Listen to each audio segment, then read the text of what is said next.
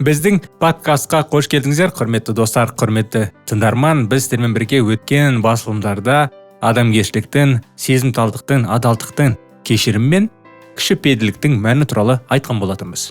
Бүгін біз тағы бір маңызды тақырыптардың бірін талқылаймыз. Бұл шыдамдылық.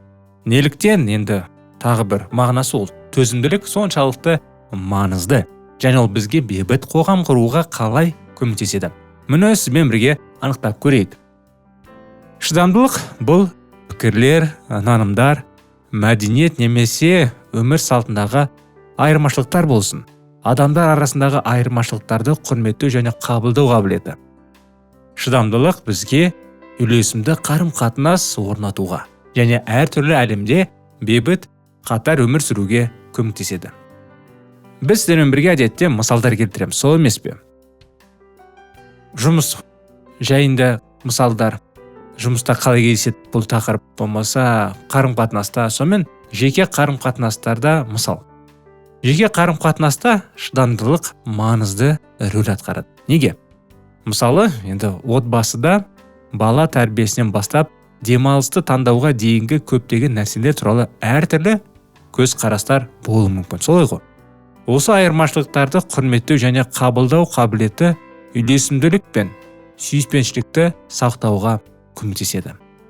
Бір серіктес ашық ауада, ал екіншісі үйде тыныш кештер өткізуді қалайтын жас жұбайлармен жағдайды қарастырыңыз.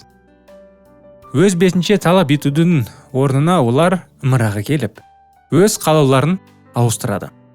Бұл бір-бірінің мүдделеріне төзімділік пен құрмет көрсетеді. Бұл олардың қарым-қатынасын нығайтады. Келесі мысал енді бұл жұмыс орында, жұмыс ортасында десек болады. Жұмыста төзімділік оң және өнімді жұмыс атмосферасын құру үшін маңызды, солай емес пе? Ұжымдар көбінесе әртүрлі мәдени және кәсіби көзқарастары бар адамдардан тұрады. Және бұл айырмашылықтарды құрметтеу, қақтығыстарды болдырмауға және ынтымақтастықты дамытуға көмектеседі. Өмір тарихы. Бір халықаралық компанияда әртүрлі елдердің қызметкерлері жалпы жобада жұмыс істеді. Тапсырмаларда орындаудың әртүрлі тәсілдеріне байланысты келіспеушіліктер болады. Сол емес пе? Ондай жағдайлар жиі кездесіп тұрады.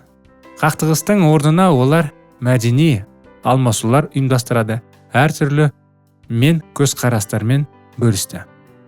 Бұл оларға бір-бірін жақсы түсінуге және жалпы шешім табуға көмектесті. Бұл жобаның сәті аяқталуына әкелді. Үшінші мысал бұл әлеуметтік және айналадағы қатынастар. Қоғам деңгейінде шыдамдылық бейбіт және үйлесімді өмір сүруге көмектеседі. Кейбір адамдар ойлайды, мен өзімнің шынайы мінезімді көрсететін болсам, ертең адамдар мені мойныма отырып алады деп. Айналада онсыз да адамдар көп, әртүрлі мінездермен. Мойынға отыратын адам онсыз да отырып алады. Бірақ біз өзіміздің жаңағы көзқарастарымызды қоюымыз керек. Өзімізге қалай қатынас болғанын қаласақ, бізге көзқарас қалай болғанын қаласақ, біз де басқаларға солай қарап, қарым-қатынас көрсетуіміз керек. Әрине, айналамызда енді күнәһар өмірде сүрген үшін кейбір адамдар енді мінездері өздері сондай болады. Туылғаннан кей кезде басқалармен қарым-қатынас жасап, көптеген нәрселерге ұрынып, адамдар өздері сондай мінездері қатал және де жаман болып сондай көрінеді. Ал шын керек болсақ, түбінде кейбір адамдар ондай адамдар. Түбінде жүрегі жуас, сондай жақсы адамдар, мейірімді. Бірақ оны көрсетуге қысылады. Сондықтан адамдар бір-бірінің қатынастарынан зардап шегіп қиналады. Әрине, жаңағы айта кеткенде қоғам деңгейінде шыдамдылық бейбіт және үйлесімді өмір сүруге көмектеседі негізі. Бұл әртүрлі адамдар топтар арасындағы шиеленістер мен қақтығыстарды азайту үшін маңызды. Әртүрлі этникалық құрамы бар. Бір шағын қалада жыл сайын мәдениеттер фестивалі өтті. Әртүрлі ұлт өкілдері өздерінің дәстүрлерімен, тағамдарымен және музыкасымен бөлісті. Бұл өзара түсіністік пен құрметке ықпал етті. Алаулаушылықты азайтты және қоғамдағы бірлік сезімін нығайтты. Шыдамдылықты қалай дамытуға болады? Енді біз төзімділіктің, шыдамдылықтың маңыздылығын талқыладық. Оны қалай дамыту керектігін туралы енді сөйлесейік, сұраққа жауап берейік. Біріншіден, білім және өзің дамыту. Бүгін өкінішке орай адамдар жиі өзін дамытпайды. Басқалармен қарым-қатынастары қалай адамдардың? Өздерінің тәжірибесімен, өздерінің білгендерімен қарым-қатынас құрады. Біреумен кездесетін болса, кейін сол басқаларында қалай бір-бірімен жігіт пен қыздар кездеседі, кейін басқалар үлкендер қалай енді қарым-қатынас құрып үйленді, балаларын қалай тәрбиелетеді, айналамызға қарап адамдар бүгін солай көп нәрсені дамытады, солай емес пе? Енді шыдамдылыққа келетін болсақ, басқа адамдардың мәдениеттерін, дәстүрлері мен нанымдарын зерттеңіз, достар. Және де көбірек арнайы бейнежазбалар болмаса, осы секілді подкасттар болмаса, кітаптар оқыңыз, өзіңізді дамытыңыз. Бұл оларды жақсы түсінуге және айналамызды жақсы түсінуге және олардың айырмашылықтарын құрметтеуге бізге көмектеседі. Екіншіден, жаңа тәжірибеге ашықтық. Өзіңіздің жайлылық аймағыңызды, енді өзіңіздің аймағыңыздан шығып, жаңа нәрсені көруге дайын болыңыз. Бұл іс шараларға қатысу, жаңа адамдармен танысу немесе жаңа хоббиді үйрену болуы мүмкін. Тыңдау және түсіну. Бұл да өте маңызды, достар. Кейбір адамдар тыңдай алмайды, кейбіреулеріне түсінбейді. Сол үшін оларды түсіндіруге де, болмаса оларға айтқан кезде, айтып әңгімелесіп отқан кезде қиын, өйткені олар тыңдай алмайды. Бұны үйрену керек. Сіз біреуге айтасыз да, сізге біреу айтқан кезде сіз тыңдамасаңыз, бұл өте нашар.